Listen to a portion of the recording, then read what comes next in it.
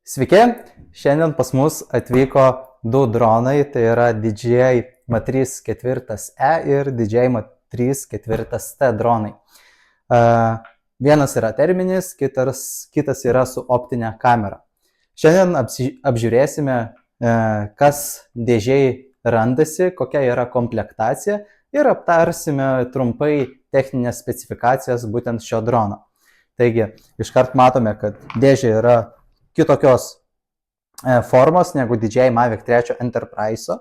Kodėl būtent DJI Mavic 3 Enterprise paminėjau? Todėl, kad šitas dronas buvo sukurtas būtent tam, kad pakeisti DJI Mavic 3 Enterprise. Tai iškart galim atidaryti dėžę ir pasižiūrėti, kas randasi viduje.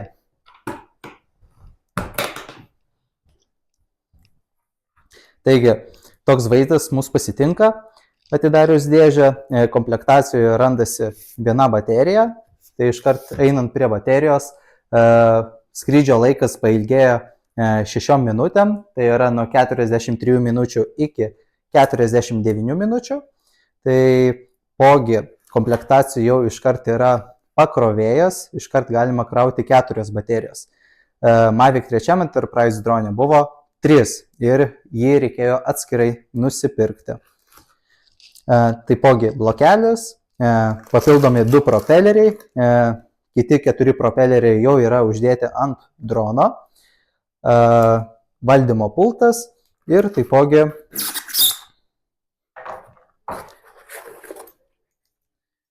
diržas.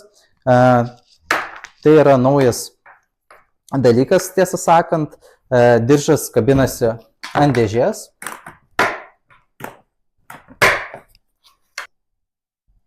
Taigi užkabiname dirželį ant dėžės ir dabar galim pasižiūrėti, kaip jisai veikia.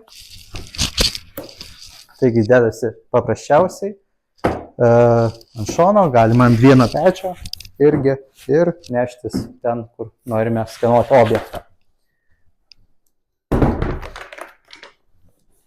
Einam toliau prie dėžės ir komplektacijos. Suprantama, laidai, tai yra Type-C laidas, blokeliui laidas, irgi Jungtinės karalystės blokelis ir dar vienas laidas Type-C ir Type-I.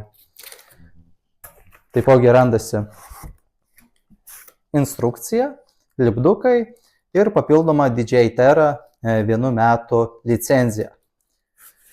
Ši licenzija yra skirta fotogrametrijai, būtent šitam dronui. Jeigu norėsime panaudoti DJI Terros fotogrametrijos programą, negalėsime panaudoti su kitais dronais, tik būtent su šito dronu. Taigi, galim apsižiūrėti patį droną.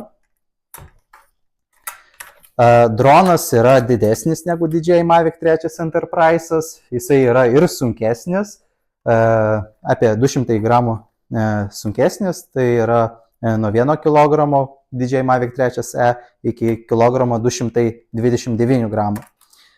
Taipogi kameros apsauga yra jau silikoninė, tai jinai jau nesuduš, jeigu kažkur kris. Na ir matome, kamera irgi yra pakankamai didelė, beveik kumščio dydžio. Mavic 3e buvo daug mažesnė. Galim irgi išskleisti.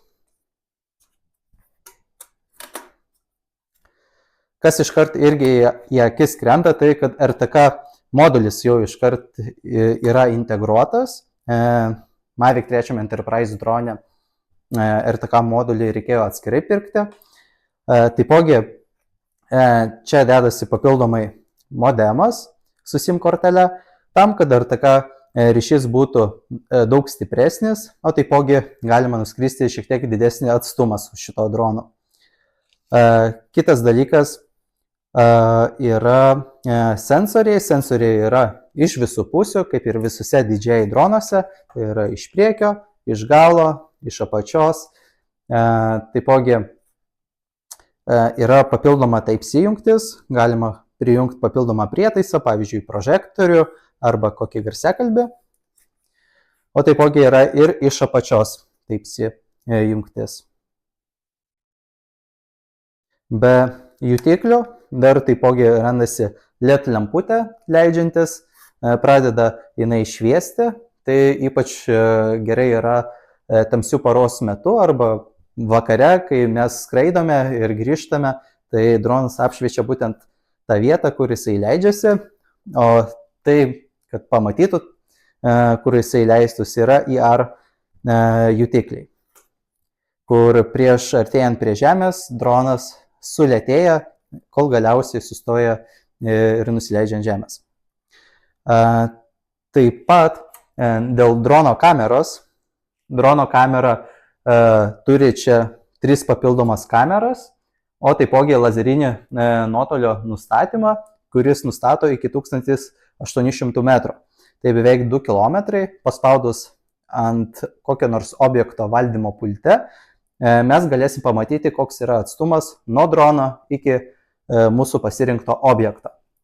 Einant prie kameros, tai yra 3 kameros, kaip minėjau, tai 2 kameros turi po 48 megapikselius, viena kamera 20 megapikselių.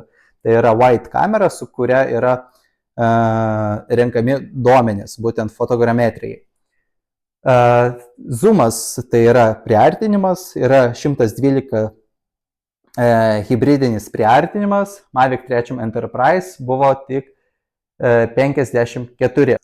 Taigi žemėlapio sudarimo efektyvumas irgi pagreitėjo, dronas šitas surenka duomenis per pusės sekundės, Mavic 3 Enterprise'as per 0,7 sekundės. Tai šitas dronas daug greičiau surenka nuotraukas, daug greičiau padaro. Taipogi turi 5 krypčių įstrižą fiksavimą, tai yra, kad jisai su kamera dar į šonus sukinėjasi. Mavic 3 Enterprise'as tai galėjo į priekį ir atgal. Tai misijos metu jisai surinkdavo tik šitas nuotraukas, į šonus jisai nesurinkdavo. Tuo pačiu metu šitas dronas daugiau nuotraukų padaro, o taipogi daug greičiau apskrenda misiją, pavyzdžiui, ortofoto, negu DJI Mavic 3 Enterprise'as. Toliau galime eiti prie valdymo pulto, pasižiūrėti, koks jisai yra. Iškart krenta į akis tai, kad valdymo pultas yra daug didesnis negu Mavic 3 Enterprise'o. Taip ir yra, šitas pultas labai panašus į Matrice 350 drono, tik 1 cm mažesnis yra. Ekranas yra pakankamai didelis, daug didesnis negu buvo praėjusio drono. Taipogi atsiranda L1, L2, L3, R1, R2, R3 mygtukai. Yra valdikliai suprantamas dalykas, pauzės mygtukas, taipogi galėsim matyti, ar dronas yra prijungtas prie šito drono. Jeigu jisai žaliai šviečia, reiškia prijungtas, jeigu raudonai, reiškia dronas nėra prijungtas prie valdymo pulto. H mygtukas tai yra return to home, kitaip tariant, grįžimas namo, iš kur pakilo, įjungimo išjungimo mygtukas, o taipogi valdiklis valdyti ekranui. Iš kitos pusės antenos yra, HDMI įjungtis, USB-A įjungtis, taipogi yra 4 vietos, kur galima prijungti kokį nors papildomą dirželį, prietaisą prie valdymo pulto. Iš šitos pusės, iš valdymo pusės kairės, galime pamatyti režimus, tai yra F, S ir N, S režimas sporto, N neutralus, kuriame ir darome visus skrydžius, ir F yra lėtasis režimas, surinkti kokius nors gražesnius vaizdus arba taipogi norime pasimokinti skraidyti. Taipogi yra filmavimo režimas, mygtukas, galėsime kamerą judinti į apačią į viršų. Iš dešinės pusės matysime fotoaparato mygtuką, kur galima nufotografuoti labai greitai, ir taipogi zoom mygtuką, priartinimą, kur galima priartinti iki 112 karto, kaip jau minėjau. Yra dar papildomos C2, C1 mygtukas, kuriuos irgi galima užprogramuoti ir pasirinkti, ką jie galėtų reikšti valdymo pulte. Iš apačios dar yra microSD ir USB-C jungtis, tai galima SD kortelę įsidėti, o taipogi pakrauti su USB-C. Ir iš galo taipogi atsidaro dangtelis, galima papildomai VB37 bateriją įsidėti, valdymo pulto baterija tada turėtų laikyti apie 5 valandas. Ir čia įsideda irgi modemas su SIM kortelė tam, kad pavyzdžiui valdymo pultas turėtų internetą ir nereikėtų bendrinti internetą iš telefono ar planšetinio kompiuterio ir kad gauti RTK pataisas iš Litposo. Dabar prie drono dar paminint, kad dronas yra greitesnis. Mavic 3 Enterprise'as turėjo tik 15 m/s greitį. Šitas dronas gali išvystyti greitį misijos metu 21 m/s. O taipogi atsiranda papildomos skrydžio misijų tipai. Tai yra Smart 3D Capture. Tai šitas dronas gali atlikti jau naujai 6 misijas, Mavic 3 Enterprise'as galėjo tik 5 atlikti. Na ir papildomas dar paskutinis dalykas, tai yra dirbtinis intelektas. Tai yra 3 papildomos funkcijos: Fly 2, Smart Track ir Cruise režimai.